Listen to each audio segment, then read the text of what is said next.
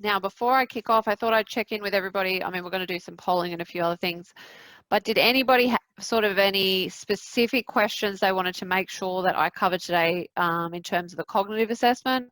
Maybe you've come already with some big hairy questions that you want to ask. You can unmute yourself and let me know while we wait. Nothing from my side. Have you started to use it, Andre, with the process yet? Not yet. It's kind of difficult, being in this, let's say, predicament, working from home and remotely. So many things flying in the air. Yep, absolutely. All right, let me got a few more people in here. All the team at Soprano. Hello, Soprano team. Hi, Helen. Hi, Mohammed. Hi, Alicia. Hi, Alicia. How are you? Good to have you on board. Thanks.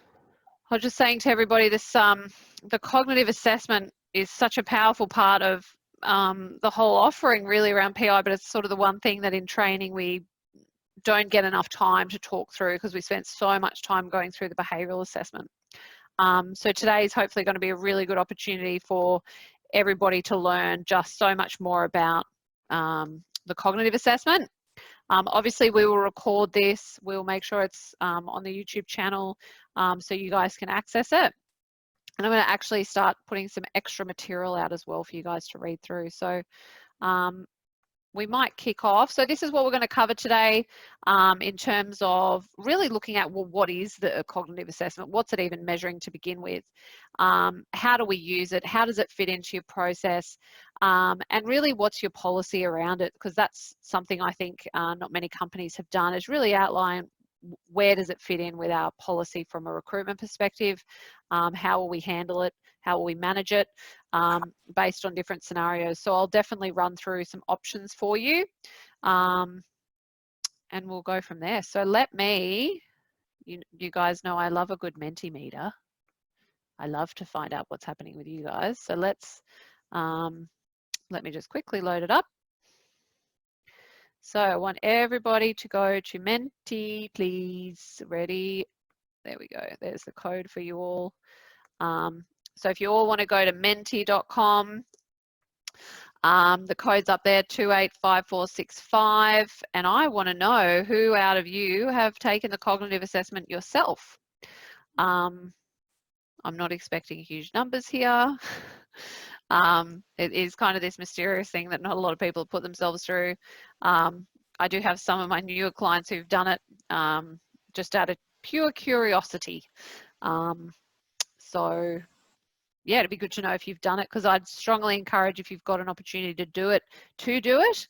And we can talk about how you can do that. Sometimes that even means doing it through me. If you want it to remain really confidential, you're welcome to do that. Otherwise, your account owner should be able to issue you the cognitive assessment. And for most of you who are administrators, you should be able to issue it to yourself. So we have a couple of yeses. Let's see if we've got anybody else. Lots of no's. The no is getting bigger.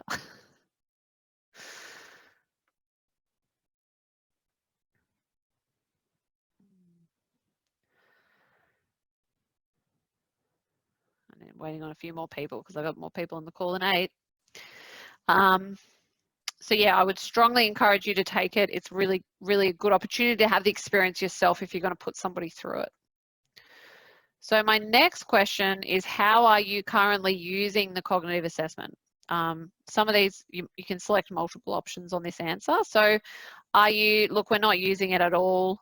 We're using it at initial screening. So maybe you're getting people to do behavioural and cognitive when they apply jobs. It's pretty uncommon, but some people might be doing that. After first interview, and or, this is kind of an and or, we've also started to ask internal staff to complete it. Because that could certainly be an option for some of you. I know I've got some clients who've been brave and been able to communicate with staff to get a few people to do it. But again, it's really important you've got clarity around why you're doing it, what purpose it seeks, how you're going to use the information, how you're going to communicate the information. Anybody who is saying yes on we've asked internal staff to take it, want to voice up and share with the group how you found that and how that's gone for you so far? Hi Alicia, and team, it's Helen from Soprano, and maybe Mohammed was the other yes, also from our team. Sure. You're familiar with the story. You helped us sort of pull together our strategy, but what we did is when we introduced PI about 12 months ago, we were doing several pieces of work around our sales team to measure their sales skills and look at sales training. It was all sort of happening for the first time. So I sort of snuck in the cognitive assessment along with the PI behavioural profiling as part of a bigger piece of work just for our sales team. And obviously we told people and they completed it, but that's the way we packaged it as part of a broader program of work for sales. Excellent. And that's certainly for anybody else who does a broader piece of work where it's quite specific. And I know you actually had the sales team do tests outside of PI. So I think you had like a selling skills assessment that was like... We did. Yeah. So when you're sort of doing a full analysis of a group, that could be an appropriate stage to couple in the cognitive, because it's a part of a broader piece of work that's happening. It might be a part of a future leaders program that you're putting everybody through a bit of a process internally to screen them. It could even be for succession planning and promoting people internally. So through your internal recruitment process, you might even introduce cognitive for your internal candidates, and not necessarily, again, we're going to talk about this, not pass or fail, but how well aligned are they to the job that we're asking them to do, because everything needs to be in context. We've got lots of no's here. Let's hope that we can move the dial on that after today to give you a bit of confidence. But I'd love to know what's been that gate for those of you who've said no, or maybe even for Mohammed and Helen who have done it. I guess, what are some of the concerns about using the cognitive assessment at this stage? Is it purely just lack of I don't know the tool well enough to start using it because we haven't received the education, which is fine, or I don't think that the company has appetite for it, or I'd love to know what your thoughts are. If any of you want to write some commentary in here, this is sort of free text, write what you want.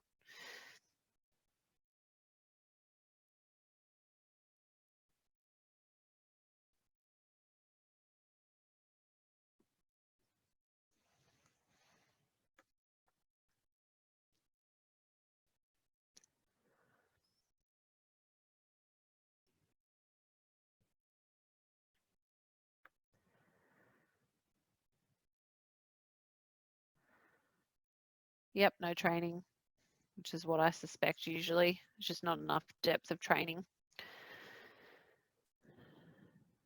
Not up to this stage yet. Yep, absolutely. Lack of knowledge, prioritizing all the company having PI profile and team workshops done first. Absolutely. I think that it's got to fit into where you're doing your rollout.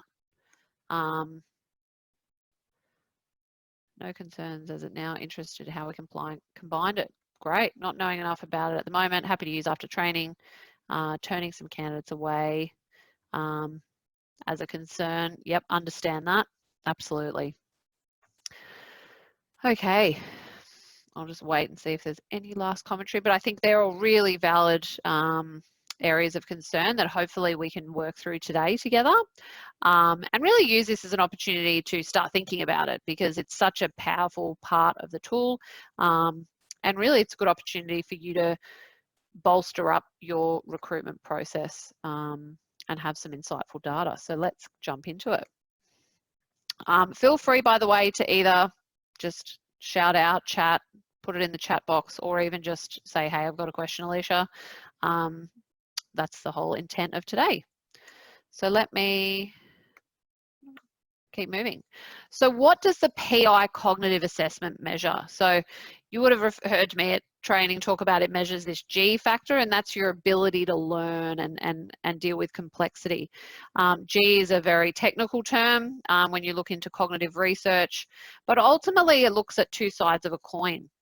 And the first side of what it looks at is your ability to learn. So if we put it into a workplace context, how well and comprehensively will you digest formal training, being able to catch on, learn from mistakes, really looking at how fast we can onboard you in on-the-job training. So your ability to learn and comprehend information and what speed. And then the other side is how you deal with complexity. So, you know, we say things like figuring people out and even keeping up with change and applying common sense. There's sort of a broad range of things in terms of dealing with complexity. The higher the G score, the higher your ability is or speed that you can do these things. Now, if we go a little bit deeper, the whole methodology is built on something that John Carroll's built, and it was based on a huge amount of research. There is so much research around cognitive agility and ability. General cognitive ability, which is the G, it actually measures and helps us predict how people will do in these areas. So one general cognitive agility score, which is what we give you, shows that actually that score then predicts how you will do in these broad range of things, and then also goes on to predict another range of 69 abilities. So just this one score can go on and predict a huge array of things. And what does the PI cognitive assessment actually measure? So what it's doing a sort of a speed test. It's 12 minutes. It's, you know, obviously a 12-minute timed assessment. There's 50 items and they're broken into 3 categories: verbal, numerical, and abstract reasoning. And underneath those, there's some subcategories. So those questions themselves are mixed into different subcategories. And when you take the assessment, those there's hundreds of questions and they're randomized, but making sure that of the 50 that you get, there is an appropriate balance of all of these questions. So if you were to take the assessment twice, you would get a new series of 50 questions. I will talk to you about taking the assessment multiple times and how we do that. And ultimately, it's going to give you a score. It's going to give you a score. We have a scores from 100 up to 450, and that's the number that you get. But I want you to think of it this way. Imagine if you were taking a fitness test, and we're going to try and give you a fitness score. I don't know if those of you who are back at school remember we used to do that sprint test, where the beep test. And so you'd be, you know, running back and forth from a basketball court, and it'll get faster and faster. That ultimately was going to give you a score, and that was your fitness score, and it was based on that incremental sprinting. If you were to get a fitness score, it's similar. They would measure you on how well and how fast you could do certain things, and it would give you an overall fitness score. We're trying to do the same with sort of a cognitive score, obviously built on lots of data and research, but to really try and articulate overall a general approximation of your cognitive agility. It's an approximation. And cognitive is really used as a predictor, and it's actually one of the greatest predictors of workplace performance. And you can see here around the evidence and data and the hundreds of studies across, you know, thousands of people. And ultimately what that research would tell us is that the validity against job performance is 0.65. And they talk about certain validity measures, and this is incredibly high in terms of cognitive, really predicting job performance. And ultimately it's predicting 42% of job performance. And they say that through using cognitive scoring, we can actually increase the odds of a good hire by 25%. Now that's pretty big jump in terms of increasing your odds of getting a good fit for the job. So this is really why it's got so much weighting into a job and job alignment. But ultimately, getting a score isn't what we're trying to do. We're trying to get a score and align it with a position that the person is in or is looking to enter into. And different jobs have different scores because they have different complexity. So for those of you who've taken the job assessment, you know it's going to ask you a series of like basic, intermediate, and advanced. You know, memorization and speed and strategic thinking and planning. They're going to ask you, is it basic, intermediate, or advanced? Because different jobs have different ranges of complexity. And what we really need to do is map out the job. How much complexity is in the job through the life of the job? So we actually need to start setting a target. And is it low, mid, high? And that's why we have to do the job assessment. We can't just ask people to do cognitive without really understanding the requirement of the job. So we always need to think of those two things together. They've absolutely got to be coupled together. So a lot of people say to me, well, how is cognitive different from IQ? The cognitive assessment, and this one, and general cognitive ability, is looking at an approximation. Versus an IQ test, and for those of you who maybe have gone through that process, it's a very long process, usually assessments over multiple hours. And really, I want to use this analogy because it kind of makes sense to me when I think through it.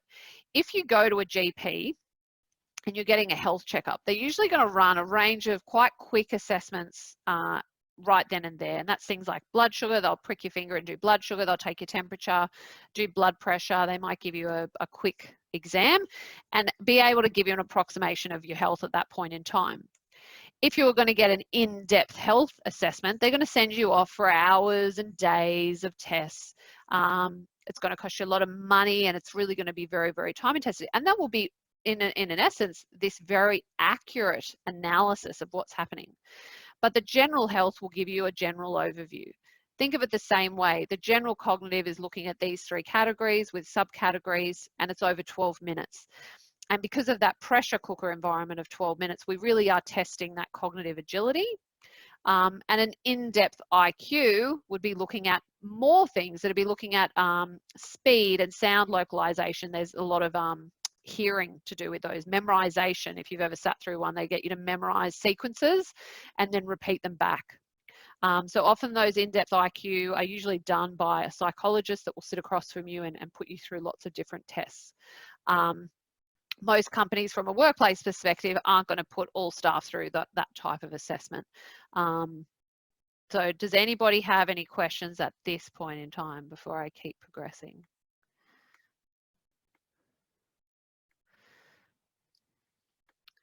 I've got nothing in chat, which is good.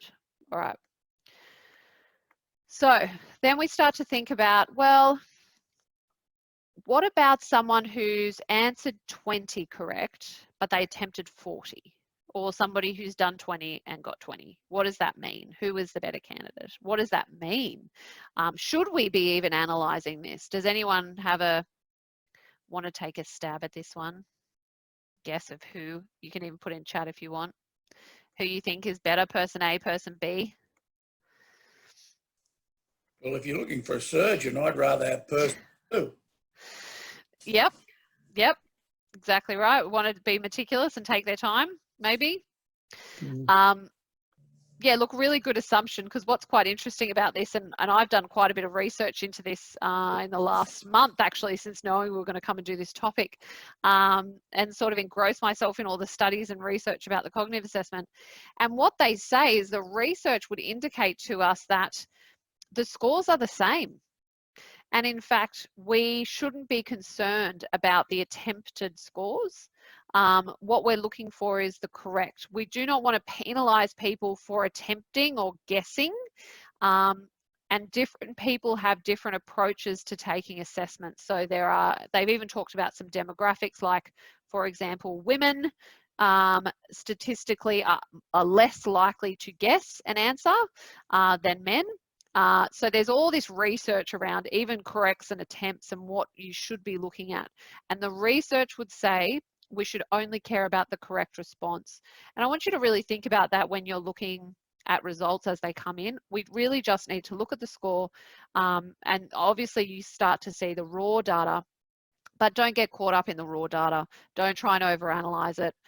One of the things that they started adding into the cognitive assessment when you issue it, and it's like in the default blurb, is you'll not be penalized for incorrect answers. So they're letting people know that, you know, but you can see, but recommend, they don't recommend that you guess. So again, just really clarifying with people that, you know, take the test as you will. And I found this part really interesting, because my sort of pre-assumption is, oh, well, if you did 16 out of 16, well, you just took your time and you got the right answer. But that's not what they're trying to assess here. They're trying to assess how many questions that you can get right in that period of time. Now we need to think about, well, how do we put this inside our recruitment process? this is a bit of a draft of what I talk to people through around where I think it fits in really nicely. And the piece that's actually missing on here is, well, doing a job assessment, because that's really the first starting point, is really profiling the position and going through those questions and setting a cognitive score that everyone agrees upon. And then as you start going through a candidate process, is getting them to do the behavioural assessment initially, then looking at phone screening, you know, sifting through all your candidates. Everybody's going to be facing a huge intake in more candidates now, given how high unemployment is. So thank God you all have PI. I know for me it's a bit of a lifesaver with some clients at the moment where we're getting, you know, I've had 80 applicants for a role in 48 hours just because unemployment in certain industries. So we then move to phone screening, face-to-face interviewing. And let's say someone's done really well. You might have a few that you've discarded, but you've had a few that you're going to keep progressing. At that stage, I recommend that you do the cognitive assessment. Because at that stage, you know you're getting a bit serious about this candidate. You would brief the candidate on taking the assessment, and then you'd progress them to second interview. So this is where you can see in pink is sort of where I recommend you've got the behavioural and the cognitive assessment sort of sliced into your recruitment process. And that may vary for you. You still need to define your own internal processes that work with you and what you're doing. This is just something I would recommend as a starting point. This is a bit of a blurb. I've taken some information that PI has presented, and it says around what you might put in an email to a candidate. So I mean, I personally like a personal experience with candidates. So yes, we can in the system, and you will send the cognitive assessment from the system. But before I do that, I love to prep the candidate and say, look, you know, usually it's verbally over the phone. Thanks for coming to interview. We want to get you in for a second interview. One of the stages of our process is a 12-minute cognitive assessment. I'll send you an email. It'll have some sample questions in it. It'll have some instructions, and then you'll also get an automated email from the Predictive Index asking you to complete it. And this is the email I use. You can see here, it's like, thanks for attending your interview. Next stage is you've got to do this step. Please take it in your language. This is the assessment. It's 12 minutes, it's timed, and it includes these questions. Remove distractions, read instructions, and then telling them what the cognitive assessment is. It does not measure intelligence, education, or experience. It measures a person's capability to learn, and that's really important that we include that. And then I usually attach some sample questions, which I will give you as well. So at least then you've got those to distribute. So some of the questions I've had people give me over the last little while are, can someone retake the assessment? Well, the guides would all indicate to us, no, we can't bias people and be like, oh, I don't think they scored very well. We should reissue them an assessment. Under specific circumstances that you define, you would allow someone to take it twice. And that might be the person comes to you and says, oh, I've had some internet issues, or I had my kid walk in and I was distracted. If there is some sort of disclosed reason why they should take a retest, then we would, otherwise we would not. The retest, you need to be very clear about who you will allow to take a retest, because it would be unfair to allow someone to take it twice. We do see, I think they talk about like a 4-point increase statistically on average on a retake. You know, that number does vary though. So we really are trying to measure that first assessment take. And the reason why they see an increase is because people start to sort of almost gamify how they should take the assessment. So who has access to issue the cognitive assessments? So by default, only your account owner. So the person who signed your PI license has access to cognitive. That person is able to enable cognitive access for themselves and then give cognitive access to other people.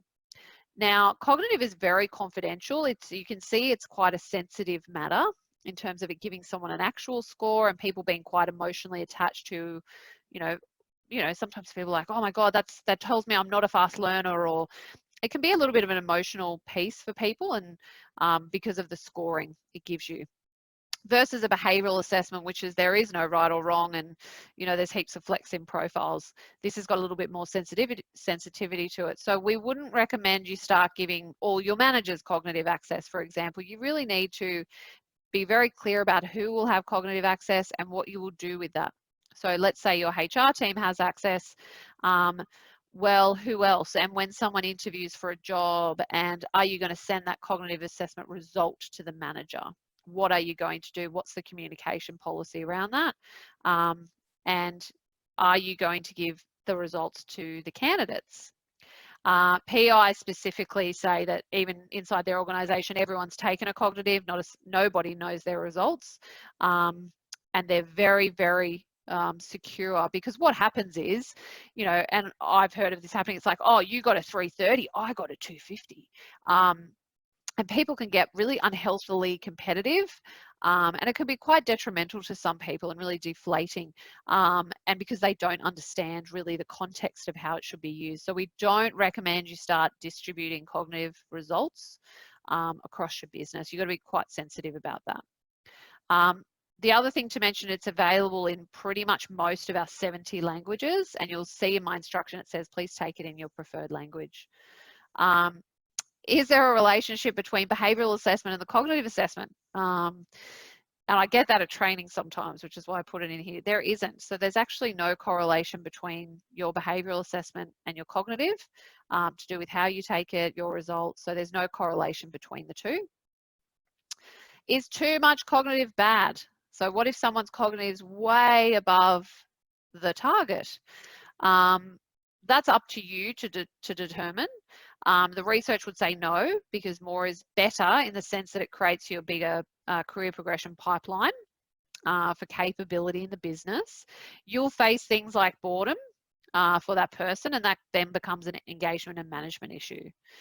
So higher cognitive can increase that talent pooling you've got of maybe some career progression for them throughout the business. And what's interesting, you'll notice with the scoring, once they start to go above the target, let's say you set a 250 target, once they go above, it doesn't start to penalize them and say, oh, you went from being a 10 to a 9 to an 8 as you got higher. It will just say 10, 10, 10, 10. Their score will stay, in terms of their match score, will stay at 10. So they won't penalize them for having too high a cognitive score. Can you get better? Is another question. At some point, people will not outperform themselves. They will get to a maximum capability. There's so much research about training your brain and all of those components, which you can sort of delve into. For this purpose, really we're measuring that cognitive at that point in time.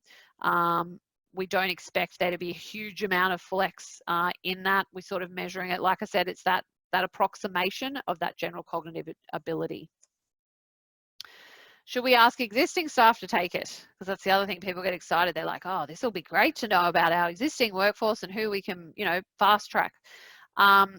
If you can, but it's very challenging to sort of convince people to do something like that, because you've got to explain to them why they're doing it. And ultimately, it's kind of a pressure cooker environment. I just got off the phone to somebody and she said, oh, I found it quite stressful taking an assessment like that, because it's timed and it's, you know, especially when you find those questions challenging. It was not a great experience, like in the sense that it wasn't like, oh, yay, fun. Whereas some people approach and go, wow, that was great. I loved it. It was really interesting.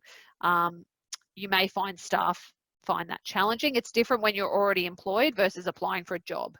And you've got to remember your mindset's quite different. It's like, I'm already employed. Why are you asking me to take another test? Like, what are you doing with this information? People get very paranoid.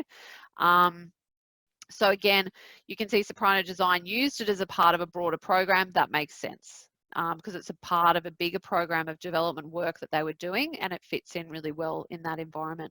It might be like a future leaders program. You're putting them through a leadership program. It might be something you do as a part of a bigger package. We've done is too much CAG. We've done those questions. So the other questions for you to think about inside your business are, at what point should you start assessing candidates? Who's eligible to take it? Do you give it to everybody? You know, usually we say yes as a part of your recruitment process, but that's your decision to make. Who's permitted to send it out? Is that your HR team? Is that a manager? Who is it? Who can view and access? Who determines the target score? That's the job profiling. You know, who do you have on that job profiling team and committee? Do you have someone who ultimately determines those scores and looks at scores across the business? And again, there's more questions here about, will they get to see their results? You know, you might take a stance of no, we'll just communicate some broad language. Can they retake? We also let people retake for disability purposes if they need longer. We do an 18-minute option. It's actually a selection option you get. And here are some blurbs around communicating results for those of you who don't want to physically give them the results, which again, we don't recommend. We share words, not numbers. So we don't say you got a 250. We say, look, I might say to a manager, this person is not a strong match for cognitive. We've done the cognitive, they're not a strong match. So it's something for us to be aware of, or they'd be a good match, or actually they're an excellent match. And again, you can see in the next score down, some more detailed language around they'll likely have some difficulties, or they should succeed at, or is expected to excel at this part of the job. So again, choosing languages, not numbers, is really important. Oh. And the last thing I will share with all of you at the end of this in the update we do is the Administrator's Guide to the PI assessment. That's actually available in Catalyst. So in Catalyst, you can have a look at you can actually just type in cognitive in Catalyst and it will come up with a whole list of resources. It'll also have the sample questions, which I recommend you send to candidates just so they can get their head around the assessment. So I'll go into questions and I'll see what you all have in terms of questions and a bit of discussion. And towards the end, I'll also do a bit of a quick demo of how to send an assessment for those of you who haven't done it in the tool yet. But I thought it'd be good to get any questions or statements from the group.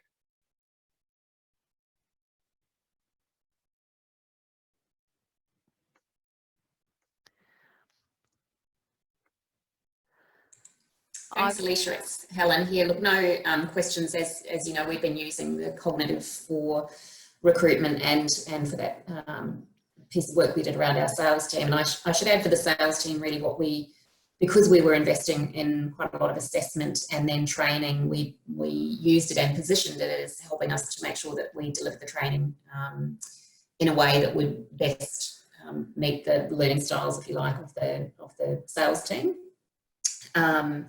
We actually do the cognitive as before the first interview. We do it alongside the PI profiling, and I'm sure Mohammed will step in if he needs to correct me. But I don't think we've experienced a loss of candidates, and if we have, it would be one or two from asking people, because it's such a short time commitment that we sort of position it as a short time commitment and something that is just part of our process. So we haven't really had any pushback at all.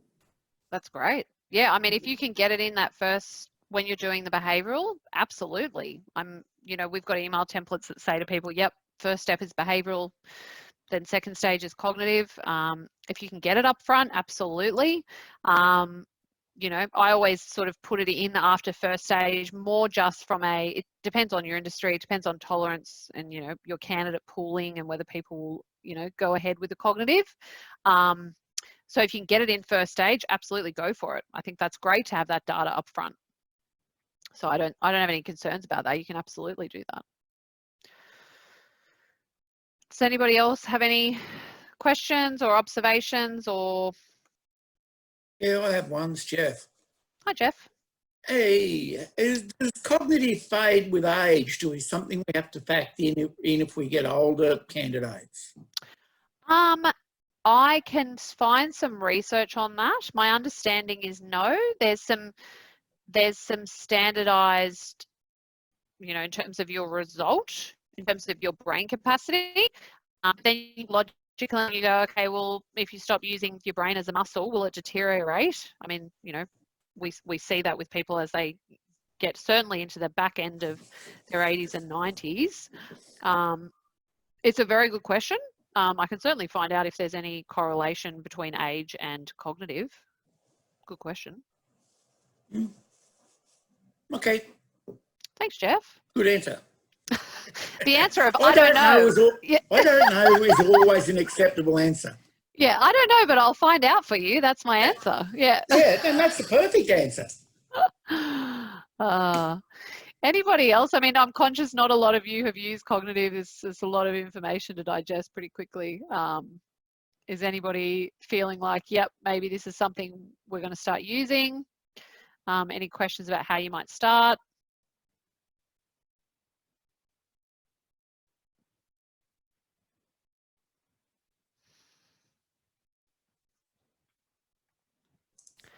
Chef, again, I did particularly like the comments about not doing the people that are already working here. And certainly see the minefield that would open up. Yeah. And as you and I, as you've said to me, predictive index is not a personality profile. And if you've worked with people for a few years, you can see where certain personality traits would kick in and create the, just because you're paranoid doesn't mean the world's not out to get you type thing kicking in. The paranoia. Yeah. Yes. What are you going to do with this? Exactly right. I mean, think about it from your perspective. Like, I think we sometimes get caught up because it's like, oh, this is so interesting and I would love to know that about other people. But from their perspective, they're sitting doing their jobs, and then you come and hit them over the head with a, hey, can you do this test? And I'm not going to give you your results. Like, that's a bit of a big thing to have to take on board. So it can be done, but I would say if you're trying to do it across the board in one fell swoop, it's probably going to bring you more challenges and hurdles. And, you know, we want people to have a really great experience with this, not feel overwhelmed or challenged or, you know, like they're going to be disadvantaged or judged. So it has to be handled quite sensitively. So what I might do, as you all sit in stunned silence, and all of you know how much I love silence, I'm going to go and actually demo in the product how we send out an assessment. Right. So here we go. So so here we are looking at the demo account. So I want to show you what we would do is there's multiple ways to send a cognitive assessment. So for starters, you need to make sure you've got cognitive access. If it gets turned on for you when you click on demo, when you click on your name, it'll have, see how it says hide cognitive data? I would click on the word show cognitive data. That's if it's been enabled for you. You can see all these people have recently done behavioural and cognitive assessments, which is great. If someone has done a behavioural assessment, and let's say we're going to go, what I'll do is I'll actually go into a job. And maybe if you're going to do it at second stage, like after they've done a second interview, I need to find a job that we've got some candidates. There's usually a button here. So where it says cognitive match, if they haven't done their cognitive assessment, and these are all your candidates, there will be it will say send cognitive assessment, and you would click on that and it would prompt you to then send, you know, for example, Samantha Cook, we would send her the assessment. Now, like we do the behavioural assessment, we can click on send assessment because we want to send a cognitive assessment. You can do an invite via link, like we do behavioural, or you can invite via email. Now we can find, you know, Samantha Cook was that candidate. Let's say she hadn't done the cognitive. Well, we found her. We're going to say next. And you can say, well, actually, she's already done the behavioural and actually she's already done the cognitive. Let's tick on that anyway. But you can see there's some options here. So send cognitive after they've done the behavioural assessment. So that might prompt them to do the cognitive after they've done the behavioural. So we could say send just the cognitive assessment. It says, what's the default language? And it says subject, take the PI, cognitive assessment. Now, sometimes what I do is I put the company name at the front of that, just so that they don't just see, you know, take PI cognitive assessment and just put it in their junk. It's like if it has your company name on it, they go, oh yeah, I'm in an interview with them, I better read that one. But ultimately, you know, ideally, if you're going to put it in your recruitment process, might send them a personal email anyway. Your other option is to invite them via link. So you can actually create a new link and you can call it cognitive. We could call it behavioural and cognitive. Cognitive for the sales manager role. We could just put in some descriptions. They're going to be a candidate. We'll put them in whatever folder we want. We want them in the candidate folder. Now we want to put them in the sales manager job that we had because these are our candidates. We're going to put this link on our job ad. for behavioural and cognitive. I'm going to turn on a notification as myself, because I'd really want to know if they've done the assessment. Now I'm going to get spammed with emails. And you can see here under additional configurations, it's saying, well, auto send the cognitive assessment. Yes, I would like to do that. So what that means is once they've done the behavioural assessment, it's going to send them the cognitive assessment in another email. And what's great about how they've updated the system at the moment is you can redirect them to a URL. So after they've finished, you might even want to redirect them. This is sort of getting even deeper into your process, but you might have a recruitment landing page, which is like, thanks for doing the behavioural assessment as a part of our recruitment process at Soprano. You know, we will be reaching out to you about next steps. Here's some information on our careers page. You can basically send them anywhere you want from that redirect, which is really, really great option there. Now this link here, when I copy it, that's what you might put on the job ad, that's what you might send them. And when you put it into a browser, it'll say, my account has requested that you take the behavioural. Once I put in my details, do the behavioural, press submit, I'm going to get another email to my email address here that'll say, please take the cognitive assessment. So it sort of flows through quite nicely from that perspective. So that's how we can send out the cognitive assessment. So that's how we send cognitives. Does anybody have any questions?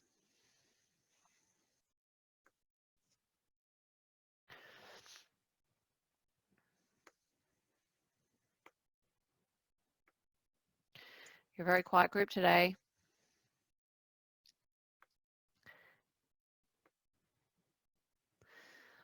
Okay, all right. I will wrap it up there unless anybody has any thoughts or comments that they want to add,